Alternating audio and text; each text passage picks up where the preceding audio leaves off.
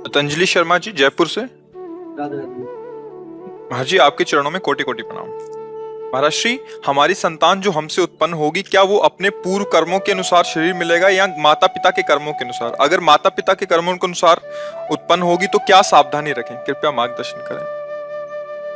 वो तो आएगा अपने ही कर्मों से, पर उसमें दुख और सुख का अनुभव तुम्हारे कर्म उसमें सम्मिलित होंगे।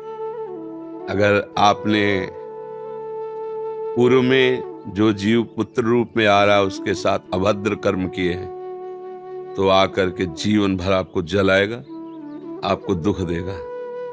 और आपने भद्र माने मंगलमय कर्म किए हैं, तो जीव पुत्र बन के आएगा, तुम्हें सुख प्रदान करेगा। अब यदि इस समय भजन कर लो भगवान का, तो तुम उसके भी भाग्य को बदल सकते हो और अपने भी भाग्य को बदल सकते हो। ये भजन ही एक ऐसा कर्म है जो सब सुधार देता है। मार्कंडेय ऋषि के पिता महाराज मृकंड ने देखा, बहुत ज्योतिषाचार्य थे, कि 5 वर्ष में मेरे पुत्र की आयु खत्म है, मर जाएगा। बड़ी चिंता हुई कि जीवन भर भजन करते रहे, तपस्या की। पहले प्रायः हम सब ऋषियों की ही संतान हैं, रहते गृहस्थ में थे, पर पूर्ण ऋषि तपस्वी मुनियों की तरह हम सब ऋषियों की संतान हैं। जब गोत्र पूछा जाए तो देखो नहीं बोलते भरद्वाज गोत्र, याज्ञवल्क्य, गार, हम सब ऋषियों की संतानें हैं।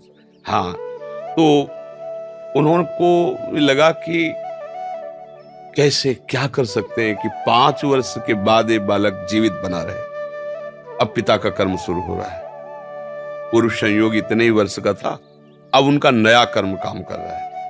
उन्होंने विचार किया, भगवान के भक्तों और संतों में विशेष सामर्थ्य है।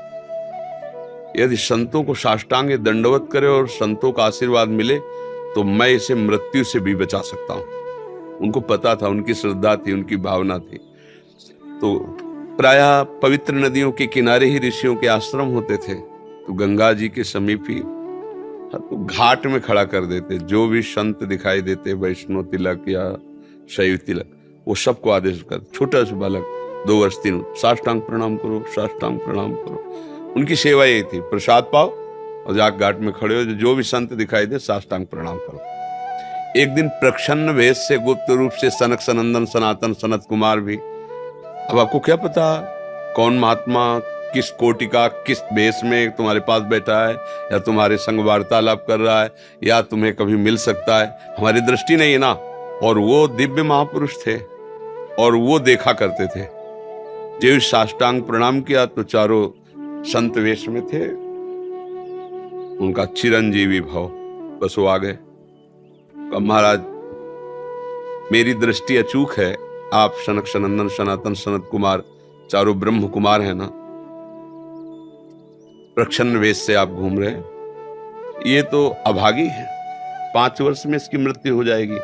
वो आप कह रहे हैं चिरंजीवी भव, तो आपके वचन मिथ्या या इसका भाग्य मिथ्या? इसी बात में बैठे थे कि कोई ना कोई महापुरुष जब फंसेगा तो ये भाग्य को मिटा सकता है, साधारण थोड़ी मिटा पाता है, महापुरुष ही मिटा पाता है, उसमें सामर्थ्य होती है। तो उनका ठीक है, चिरंजीवी तो रहेगा ही। तुम्हारी ज्योतिष से तुमको पता है किस मिनट में, किस सेकंड में मृत्यु होगी।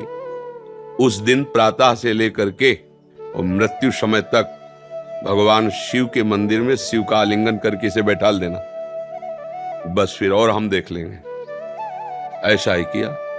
चारों ब्रह्म कुमार दरवाजे पे खड़े हो गए। तो ऐसे पुरुषों के पास यमदूत नहीं आते, साक्षात धर्मराज आते हैं। धर्मराज ने देखा सनक सनंदन सनातन सनत कुमार, तो उनका इस जीव का समय हो रहा है, आप आदेश करें तो मैं इसे ले जाऊं। बोले मैंने तो चिरंजीवी भव कहा है। बोले ब्रह्मा के आप पुत्र हैं, ब्रह्मा के द्वारा ही विधान किया जाता है। तो इतनी वार्ता हो ही रही थी कि भगवान शंकर प्रकट हो गए।